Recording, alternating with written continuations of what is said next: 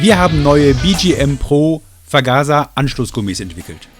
In unzähligen Lang- und Kurzstreckenrennen und Testkilometern haben sich 12 mm breite Schlauchschellen von ABA-Safe bewährt. Die ABA-Safe-Schelle von Normfest nutzt die Elastizität der Ansaugummis und schützt diese relativ weichen Gummischläuche vor Schäden. Bisher mangelte es an Anschlussgummis, wo diese Schlauchschellen richtig gut drauf passen. Die neuen BGM Pro Vergaser-Anschlussgummis sind breit genug, um zum Beispiel auch diese breiten Schellen aufzunehmen. Ein weiterer Vorteil ist, dass unsere BGM-Verbindungsgummis vom Vergaser zum Ansaugstutzen aus einem sehr öl- und benzintoleranten Material gefertigt sind. Das macht die Vergaser-Anschlussgummis zu einem höchst zuverlässigen und haltbaren Teil an deinem Roller.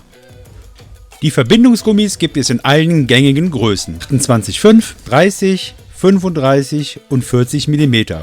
Zudem auch ein Conversion-Gummi von 35 auf 40 mm.